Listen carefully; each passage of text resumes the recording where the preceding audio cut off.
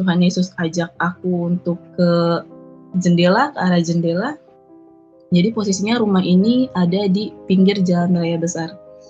Kami berdua melihat ke arah jendela, terus di luar jendela ini ada sekelompok muslim. Sekelompok muslim, kenapa aku bisa bilang muslim? Karena mereka tuh pada pakai peci. Lalu Tuhan Yesus bilang, itu salah. Gak lama kemudian, lewatlah seorang perempuan.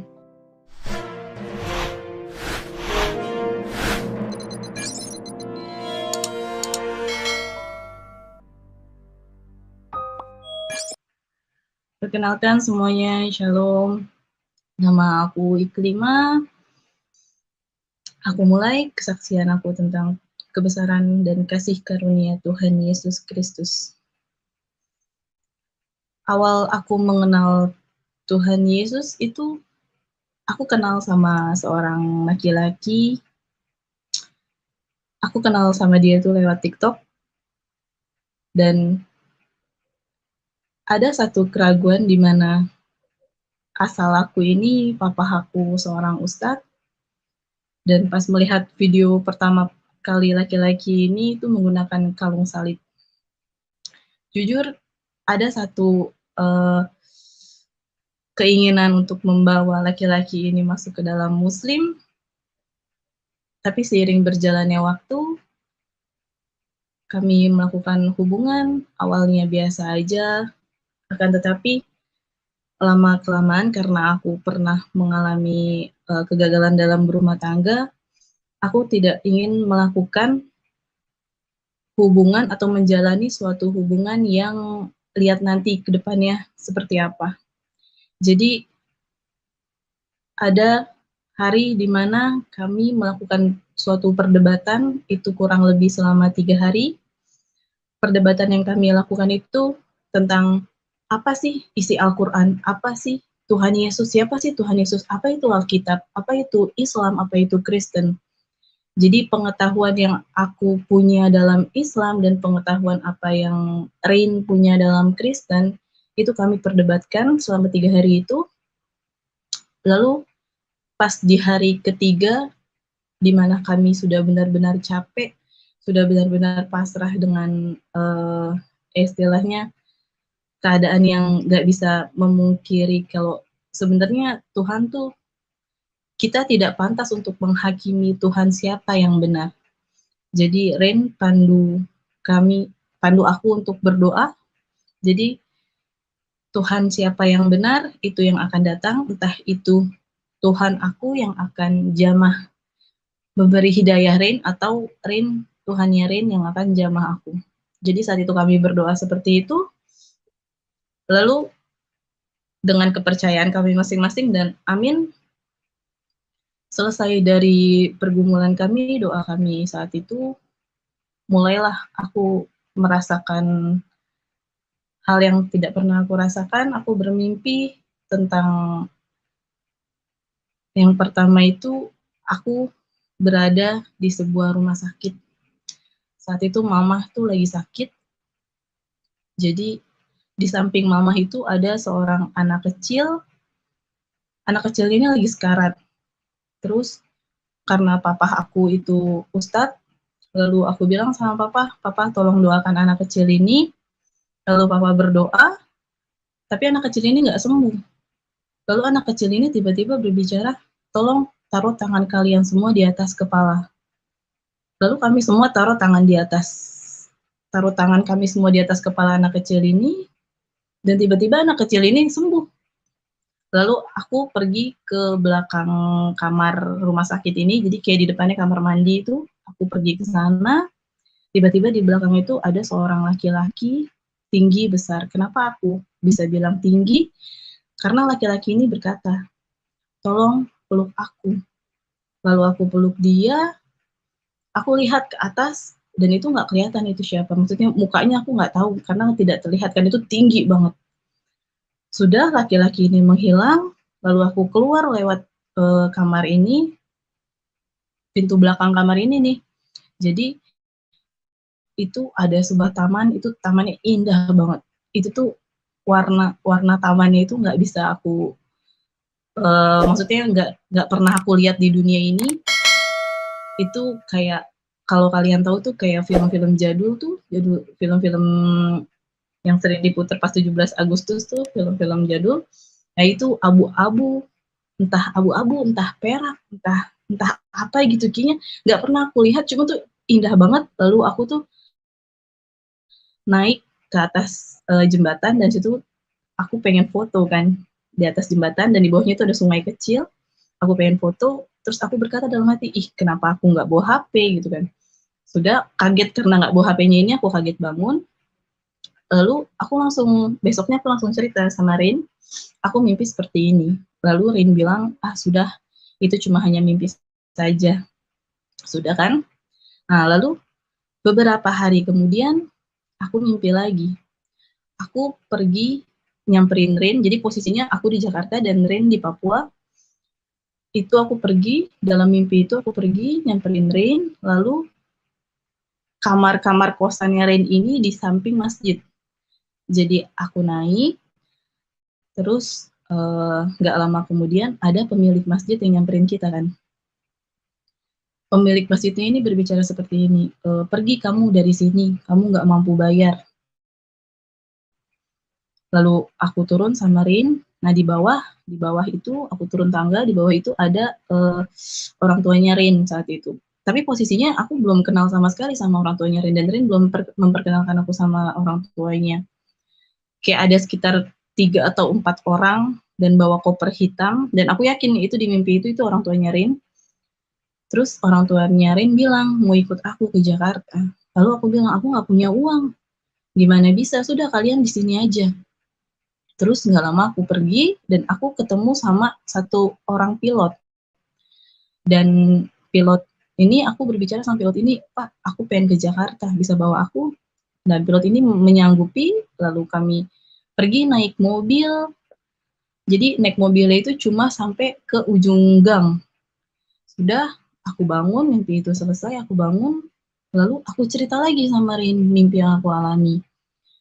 Tapi Rin sekali lagi dia bilang, sudah itu hanya mimpi saja, nggak usah terlalu difikirkan. Sudah kan. Beberapa hari kemudian aku bermimpi lagi.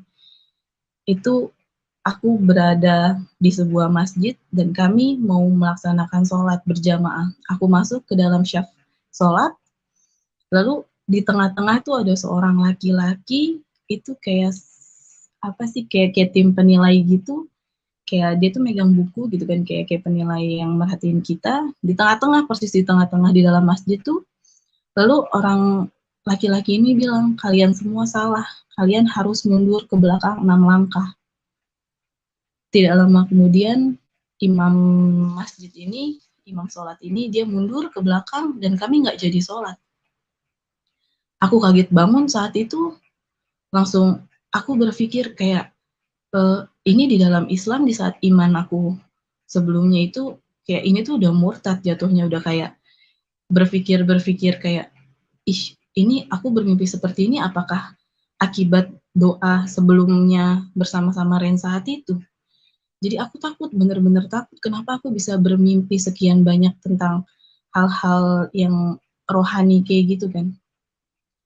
Lalu aku telepon Rin, aku bilang, aku cerita tentang mimpi itu, terus aku bilang sama Rin, aku takut, aku harus kayak gimana.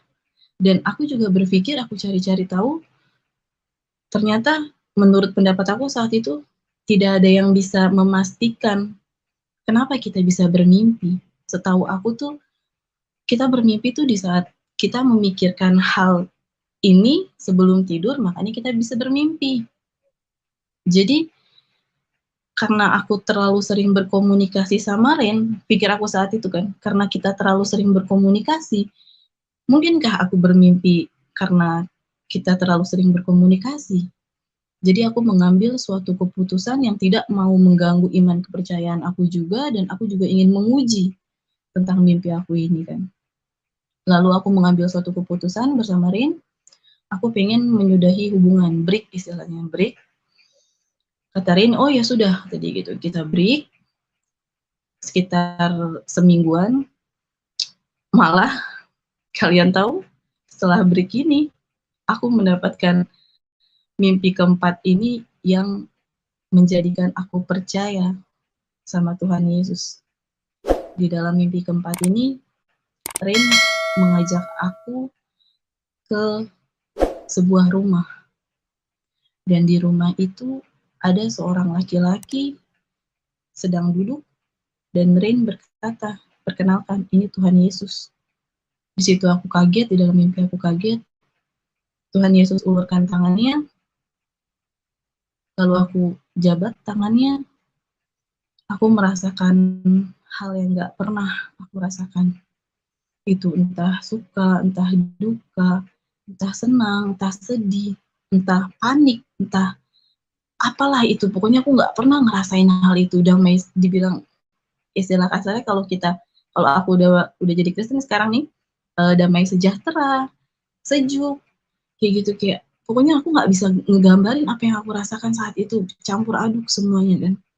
Aku menangis di mimpi aku, lalu Tuhan Yesus matanya berkaca-kaca juga, lalu aku lepas jabatan tangannya, aku mundur ke belakang, lalu Tuhan Yesus melihat aku, itu senyum dan dengan sambil mata berkaca-kaca, secara analogi aku nggak pernah yang namanya, bukan nggak pernah sih, pernah sesekali itu melihat gambar-gambar Tuhan Yesus tuh, tapi nggak terlalu sering, jadi kayak melihat scroll gitu kan. Tapi sangat jelas di mimpi aku tuh Tuhan Yesus hidungnya mancung, putih, rambutnya ikal segini, keriting, ikal-ikal, terus pakai jubah putih kan. Itu karena dia tuh tinggi, jadi dia posisinya duduk dan bagaikan seorang raja tuh duduknya penuh dengan aura-aura raja tuh, seperti itu pokoknya. Aku masih ingat persis bagaimana rupa Tuhan Yesus di mimpi aku tuh saat itu. Lalu Tuhan Yesus ajak aku untuk ke arah jendela. Jadi posisinya rumah ini ada di pinggir jalan raya besar. Kami berdua melihat ke arah jendela, terus di luar jendela ini ada sekelompok muslim. Sekelompok muslim, kenapa aku bisa bilang muslim? Karena mereka tuh pada pakai peci. Lalu Tuhan Yesus bilang, itu salah. Gak lama kemudian, lewatlah seorang perempuan. Cuma aku kenal perempuan ini, cuma mukanya tuh namanya di mimpi kayak nggak terlalu jelas, cuma aku yakin aku kenal perempuan ini, dan wanita ini melihat aku bersama Tuhan Yesus saat itu. Aku langsung panik. Di mimpi itu aku langsung panik, aku langsung palingkan wajah aku agar tidak terlihat sama perempuan ini, tapi dalam hati kecil aku berkata saat itu, kenapa aku harus takut? Sedangkan di samping aku ini ada seorang laki-laki yang berpakaian sama seperti aku. Bukan karena ini Tuhannya orang Kristen, bukan karena Tuhan Yesus, bukan, tapi karena kita sama-sama pakai baju warna putih. Jadi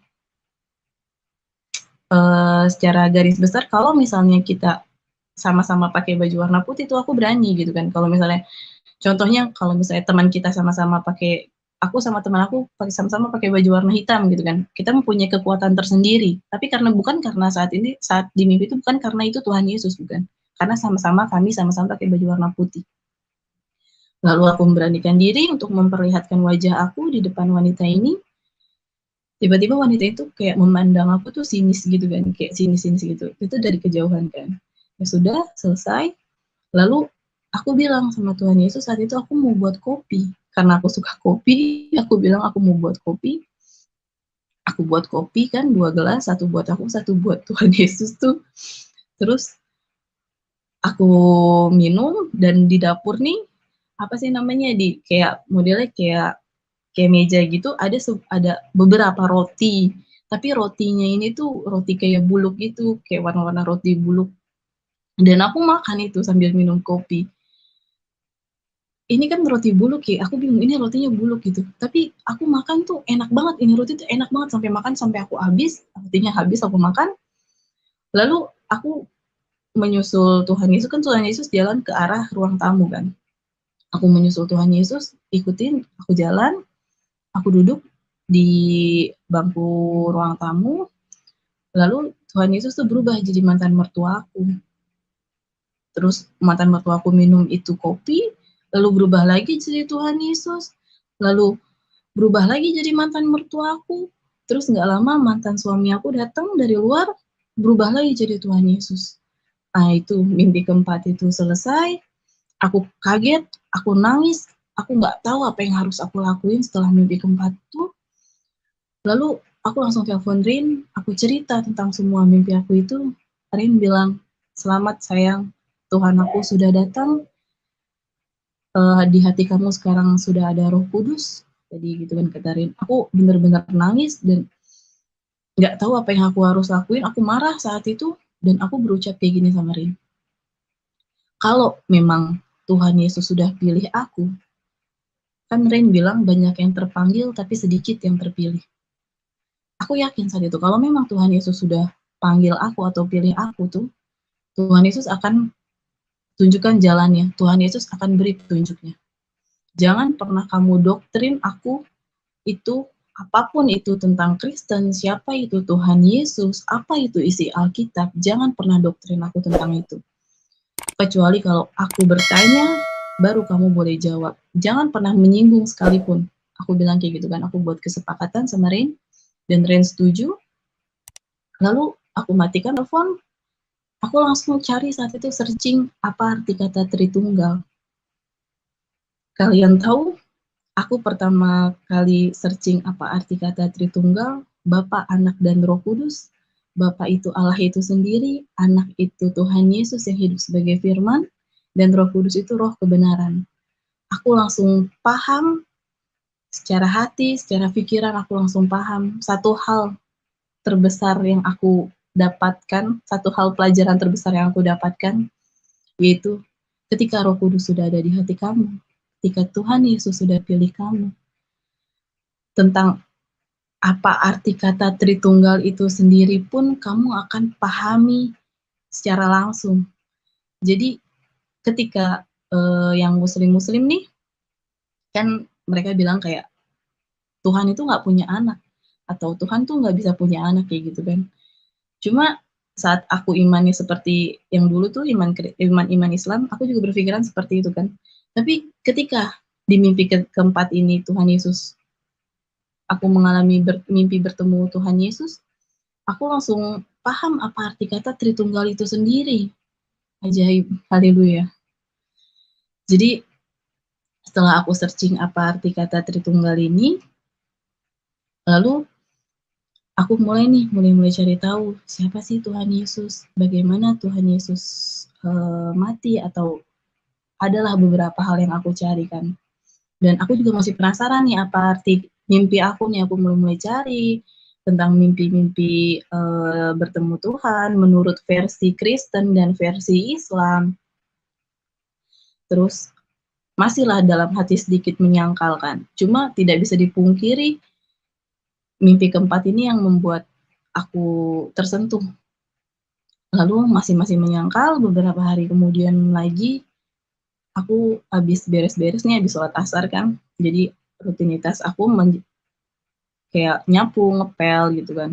Terus selesai kuliah, itu jam 3 sore waktu Indonesia Barat, itu aku kecapean tidur kan. Kecapean, lalu aku tidur, aku mimpi yang kelima itu, aku berada di sebuah ruangan putih, dan tiba-tiba kayak celing gitu kan, Tuhan Yesus datang lagi dengan jubahnya dan sinar, itu dia menatap aku dengan senyuman, langsung aku kaget bangun, lalu sudah dari mimpi kelima ini, aku memutuskan untuk mencari gereja. Gereja pertama yang aku datangin ini gereja HKBP. Itu lokasinya di Condet. Kenapa aku pilih gereja ini? Karena ini gereja dekat kampus aku kan. Dan aku tahu ya cuman ini gitu kan gereja. Lalu aku datang, masih pakai kerudung bersama anak aku, pakai motor kan. Itu gerejanya tutup, saat itu gereja tutup, tetapi ada penjaganya kan. Terus aku tanya sama penjaganya, "Bapak, rumah pendetanya di sini di mana ya?" "Oh, di situ," ditunjukin. Terus, "Ada perlu apa, Mbak?" "Enggak, aku pengen ketemu aja sama pendeta." Terus kata bapaknya, "Iya, Mbak, ada perlu apa?" Gitu kan. Nanya kan dia. Terus langsung aku jawab, "Aku mimpi Tuhan Yesus," aku bilang gitu kan. Terus abis itu kata dia, "Oh ya sudah, tunggu sebentar." Itu beberapa lama dia pergi ke rumah pendeta ini, lalu nggak lama dia datang, tapi sendiri. Terus dia bilang, "Mbak, masuk," kata dia. Dia bukakan pintu gerbang gereja, lalu aku masuk, masukin motor kan, terus kami bercerita sekitar 10 menitan, bercerita tentang mimpi aku ini.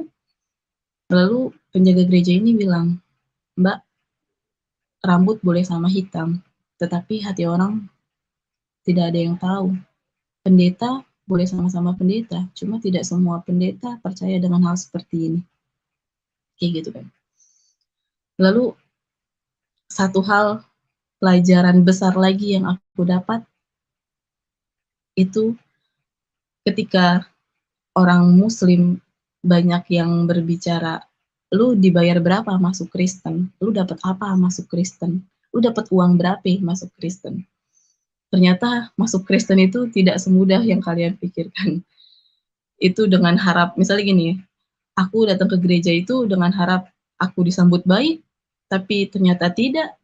Tetapi Tuhan ingin memperlihatkan ternyata tidak semudah itu masuk Kristen. Itu pelajaran terbesar juga yang aku dapat.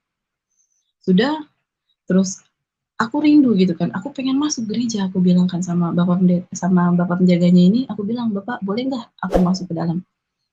Terus bapaknya ini bilang, "Oh, boleh, Mbak," kata dia gitu kan. Bukan hal yang main-main loh, maksudnya aku pakai kerudung dan bawa anak, terus penjaga gerejanya ini juga mengizinkan aku masuk gereja.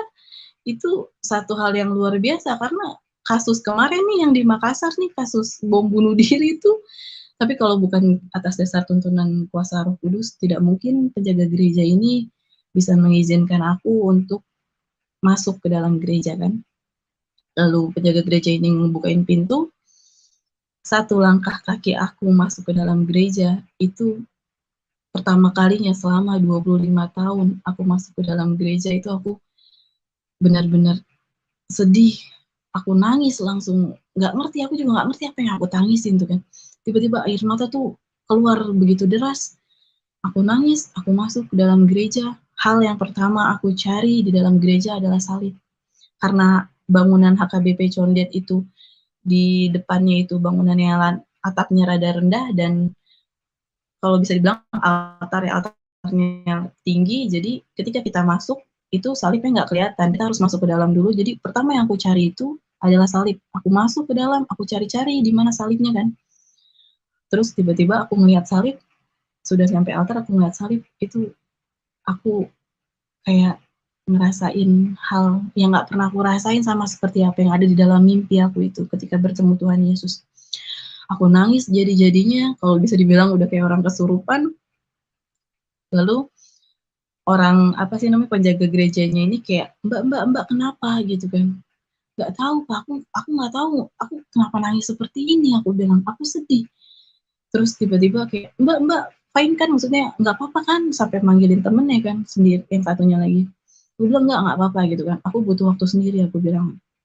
Sudah, penjaga gerejanya ini ninggalin aku sendiri sama anak-anak aku ya lari-larian gitu dalam gereja. Lalu aku berdoa,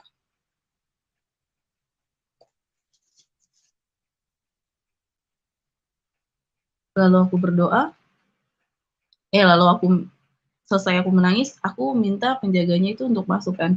Aku panggil, terus aku bilang sama penjaganya, "Pak, tolong masuk," aku bilang gitu kan. "Aku boleh nggak Bapak pimpin aku untuk berdoa?"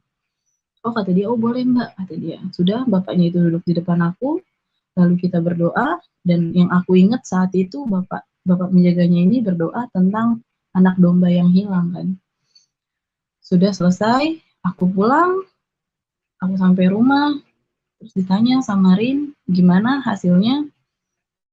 Terus aku ceritain kan apa yang aku alami, terus kata Rin, "Kamu kecewa nggak?" Kata dia gitu kan. "Oh nggak, aku nggak kecewa sama sekali. Ini yang membuat aku penasaran, kenapa aku nggak disambut baik di dalam gereja ini?" Gitu kan. Mungkin ada hal yang Tuhan Yesus sudah siapkan, kayak gitu. Aku malah makin penasaran, bukan aku kecewa. Beberapa hari kemudian, aku kangen nih, aku pengen ke gereja lagi dan aku pengen cari tahu, maksudnya aku pengen ke gereja tuh pengen bertemu sama pendeta, aku pengen cari tahu apa arti kata mimpi aku ini. Lalu aku searching-searching kan, searching-searching gereja mana yang buka karena di Jakarta itu Covid. Jadi ada beberapa gereja yang tutup dan ada beberapa gereja yang buka tapi dengan jam jadwalnya tersendiri. Aku searching, lalu aku dapat gereja GBI Tamini Square. Itu ada di tulisan itu ada jam ibadah jam 8, jam 10, sama jam 2.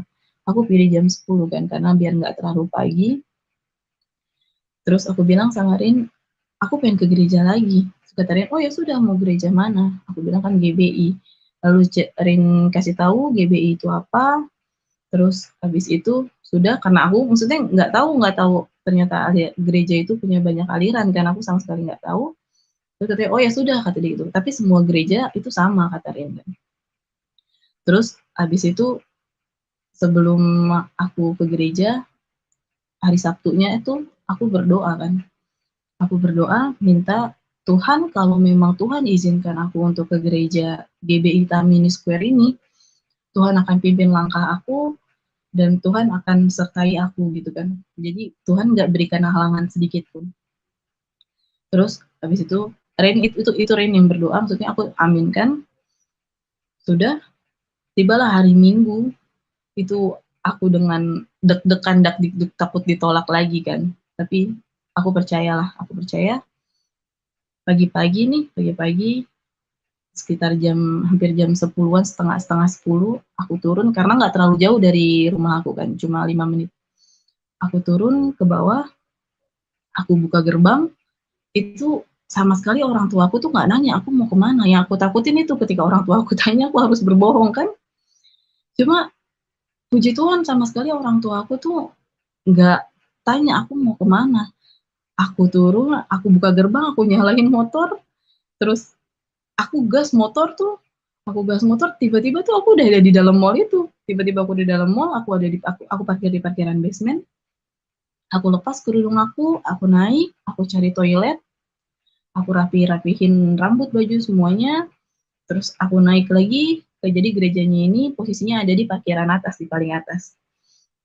Aku naik, terus ternyata itu udah terdengar suara musik kan, udah mulai kan. Terus aku datang, aku ke depan gerejanya ini, aku ditanya sama penjaganya, "Mbak, mau ibadah?" kata dia gitu kan. "Iya, aku mau masuk." "Mbak udah daftar?" kata dia gitu kan. Terus aku bingung, aku tanya, "Hai, kenapa?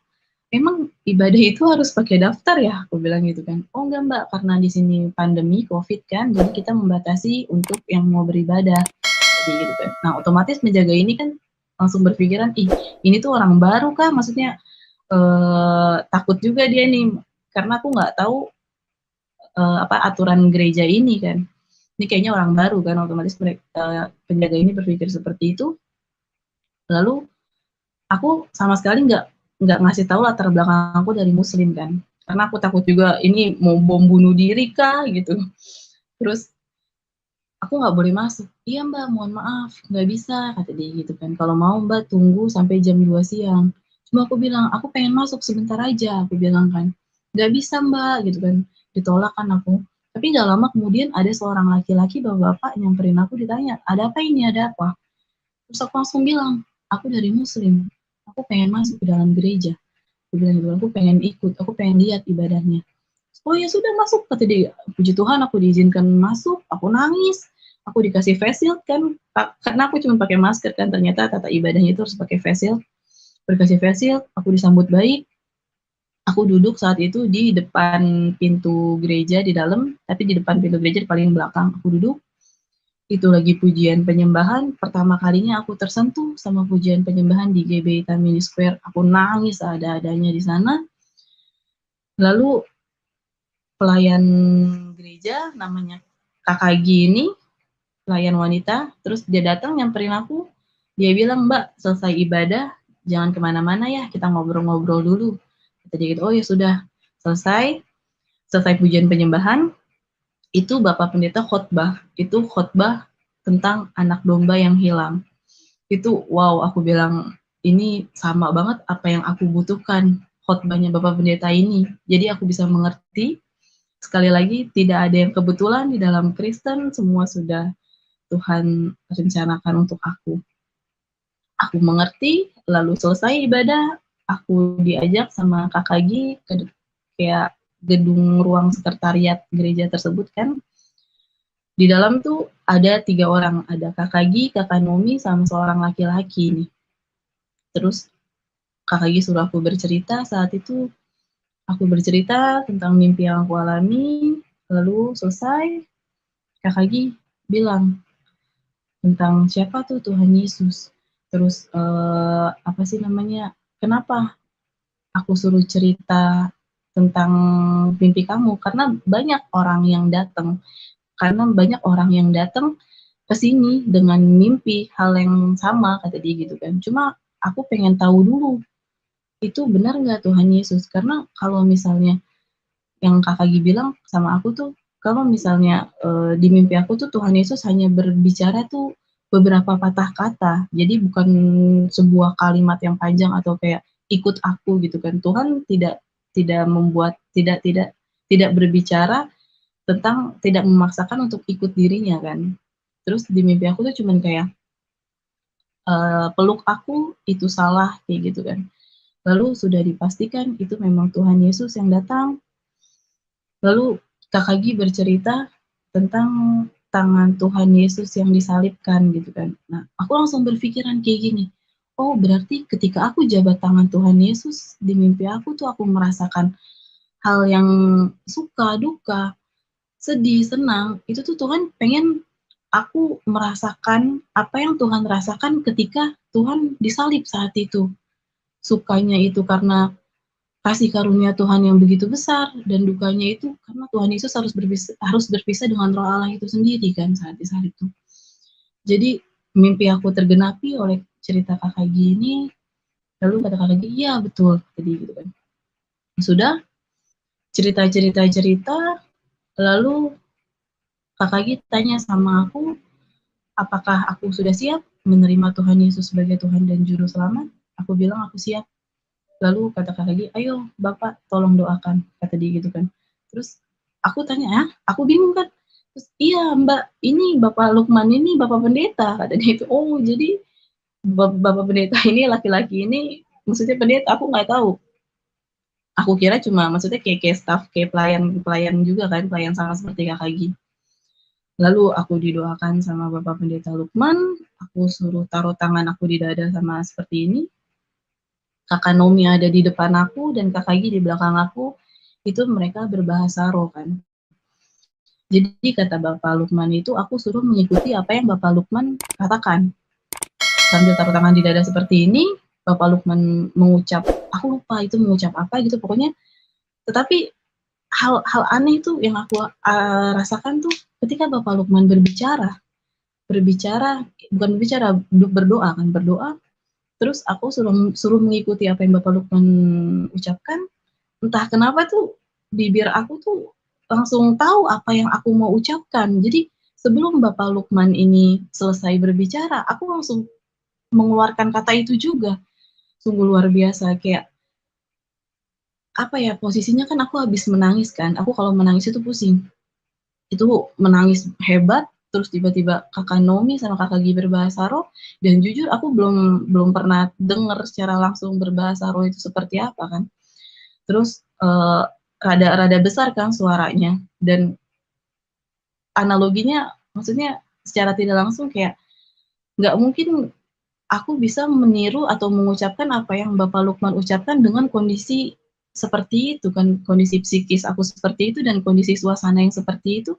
Tapi entah kenapa tuh lidah tuh kayak lancar aja ngucapinnya kan. Terus pas Kakak Gi bilang cabut Ras Muhammad dari belakang kan, cabut Ras Muhammad itu hati aku sakit banget. Itu kayak ditusuk-tusuk duri itu, langsung cabut ras maut makin kenceng, Kakak Gi bilang, "Cabut ras maut." Ih, udah kayak mau mati tuh, sakit banget hati kan. Terus jantung tuh kayak kayak kayak terpukul, kayak ditusuk gitu. Terus terus makin makin kenceng Bapak Lukman doain, terus aku makin kenceng nangisnya, Kakak Gi makin kenceng doanya. Lalu selesai kan, amin, selesai sudah, terus habis itu Kakak Gi bilang, doa pelepasan kan, "Ini kayaknya kamu harus doa pelepasan, Mbak," kata dia gitu. Aku bilang, "Oh ya sudah, kapan Kak?" Gitu kan, "Sabtu deh," kata dia gitu kan, "Sabtu." Oh ya sudah, Sabtu. Lalu aku pulang, kami tukeran nomor, aku pulang, Kakak Gi chat, lalu tibalah hari Sabtu nih, hari Sabtu. Aku nggak kasih, maksudnya nggak nanya, jadi nggak nih doa pelepasan, karena yang aku tahu Kristen tuh masuk ke dalam gereja tuh pakai uang kan, maksudnya yang uang persembahan itu saat itu, terus aku nggak punya uang kan, sekali lagi aku cuman kuliah dan aku nggak kerja, aku nggak punya uang, aku maksudnya malu kan buat datang ke gereja tuh, aku sengaja nggak nanya, terus beberapa hari kemudian itu sekretariat GBI ngirimin form buat ibadah kan, Google Form, aku isi, terus karena hari Selasa, kalau nggak salah hari Selasa tuh aku udah punya uang tuh, setelah aku isi kan hari Selasa aku udah punya uang, aku bilang sama Kakak Gi, aku chat Kakak Gi, "Kakak jadi nggak doa pelepasan?" Terus Kakak Gi bilang, "Oh iya Mbak, aku lupa," katanya, "aku lupa kasih tahu Mbak," katanya, "Bapak Lukman, Bapak Pendeta yang doain Mbak tuh hari itu positif COVID-19," kata dia gitu kan. Lalu aku kaget, aku syok kan, terus katanya, "Iya Mbak, aku juga, saya juga baru dari klinik," kata dia gitu kan, "baru dari klinik dan puji Tuhan aku saya tes dan negatif hasilnya, coba Mbak tes aja," gitu kan, "ke klinik cuma 150.000," kata dia gitu kan. Terus aku bingung kan, maksudnya uang dari mana ini kan 150.000. Terus udah aku bilang, "Aduh," kayak ada rasa, "Ini sebenarnya Tuhan Yesus nih bener nggak sih? Aku menerima Tuhan nih sebenarnya Tuhan ini bener nggak sih? Bener-bener Tuhan atau aku salah menerima Tuhan Yesus tuh?" Karena baru pertama aku menerima Tuhan Yesus, aku udah dikasih, istilahnya udah dikasih cobaan yang begini berat kan, ada keraguan iman saat itu. Lalu karena di rumah itu setiap habis maghrib itu ngaji, aku turun ke bawah, aku ngaji, selesai ngaji aku bilang sama papa, "Aku habis ketemu sama teman aku bilang, aku nggak bilang pendeta, aku berbohong, aku bilang, "Aku habis ketemu sama orang yang positif COVID-19," aku bilang gitu kan. Terus kata papa, "Papa karena papa tidak percaya sama COVID," papa bilang, "Terus lu mau, tes COVID gitu?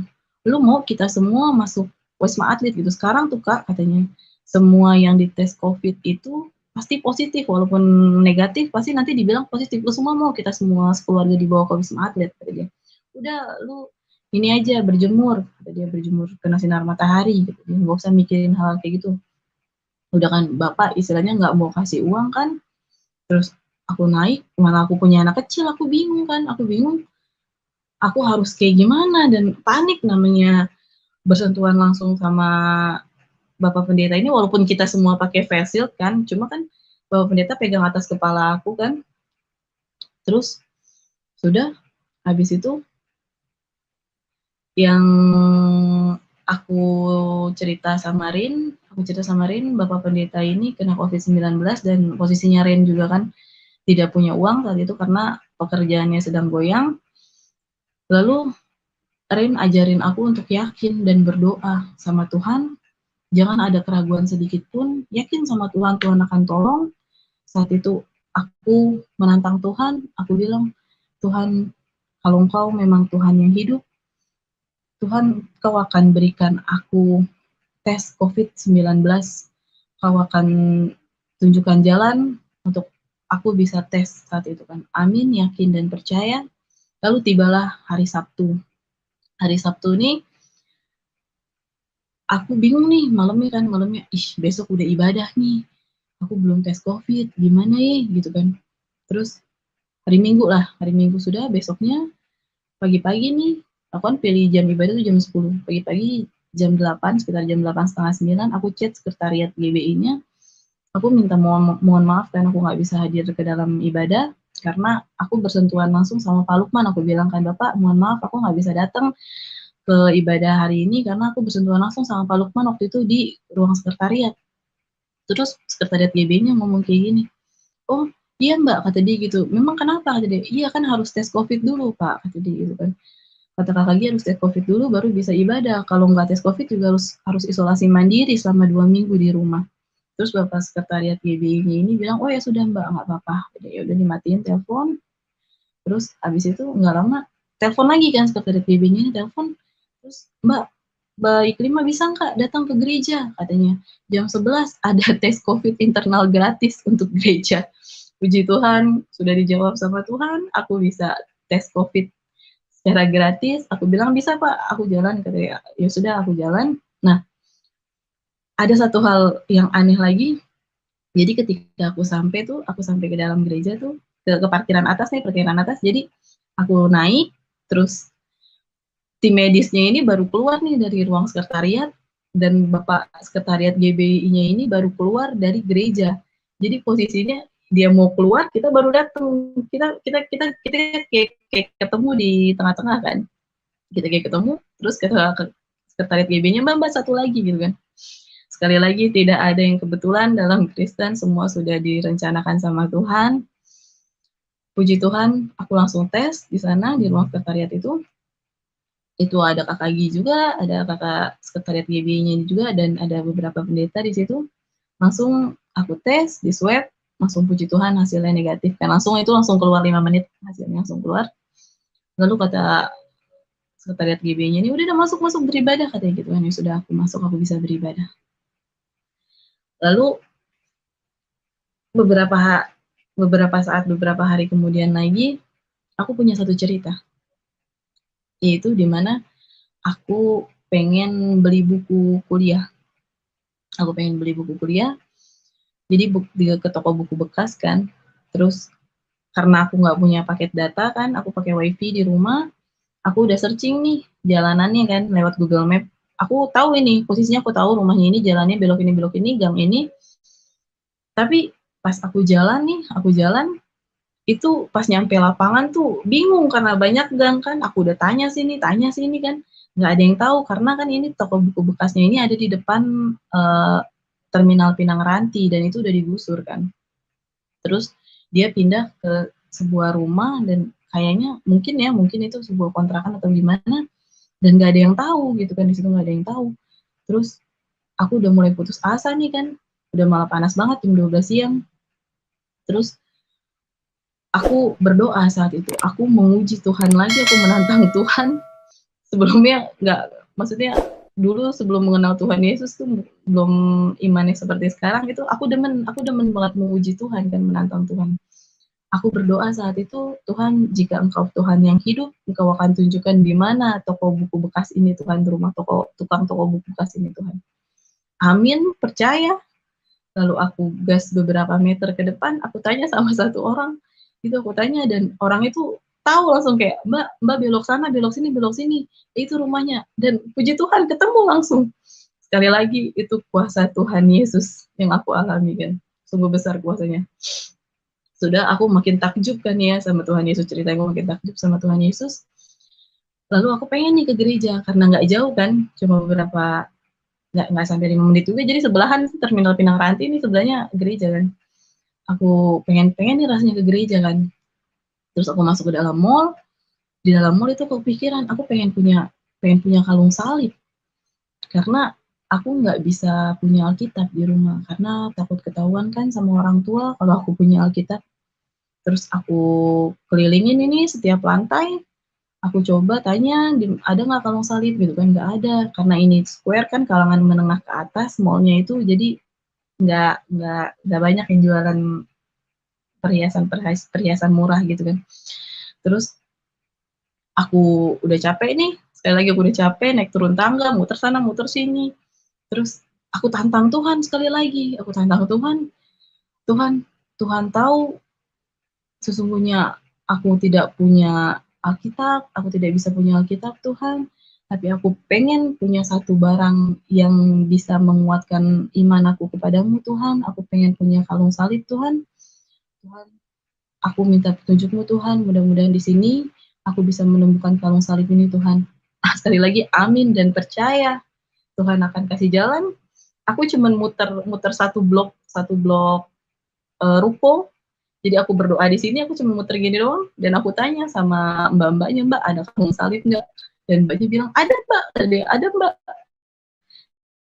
tapi kecil," kata dia gitu kan, "kecil kalung salibnya." Ya itu memang aku ingat, jadi Tuhan sekali lagi, Tuhan telah aku rasakan saat itu, aku takjub dengan kuasa Tuhan. Lalu aku beli nih kalung yang aku pakai sekarang, kalung salib yang aku pakai. Lalu selesai aku beli kalung ini, aku naik lift ke atas. Jadi posisi keluar liftnya ini, kita udah bisa melihat pintu gereja kan. Aku keluar lift, lalu aku melihat ke arah gereja, pintu gereja, dan itu penjaga gerejanya itu baru buka pintu. Jadi Tuhan atur sedemikian waktu untuk aku datang di mana di saat aku sampai dan pintu gereja terbuka. Haleluya, amin. Jadi aku datang, pintu gereja terbuka, dan Tuhan juga mengatur waktunya tuh untuk kayak, kalau aja 5 menit sebelumnya aku udah sampai, mungkin aku bakalan kecewa karena gereja tutup toh, jadi aku nggak bisa berdoa di dalam gereja. Tapi Tuhan sungguh baik, Tuhan atur waktu aku di mana aku bisa datang tepat di mana gereja terbuka. Jadi aku masuk ke dalam gereja, aku berdoa di sana, aku minta izin kan sama penjaganya, aku pengen masuk, terus aku pengen berdoa, ya sudah ketimbang masuk aja gitu, berdoa gitu kan. Dinyalain nggak lampunya? Aku bilang, "Nggak usah Pak, sudah kayak gini aja." Aku masuk ke tengah-tengah, aku berdoa, di situ aku mencurahkan apa isi hati aku berterima kasih sama Tuhan, aku telah mengalami hal yang sungguh luar biasa, yang tidak bisa dipikirkan dengan analogi dan pikiran manusia itu. Lalu aku berdoa juga untuk, eee, istilahnya ketakutan aku di saat nanti aku ketahuan sama keluarga aku, karena aku sudah percaya Tuhan Yesus. Aku berdoa saat itu,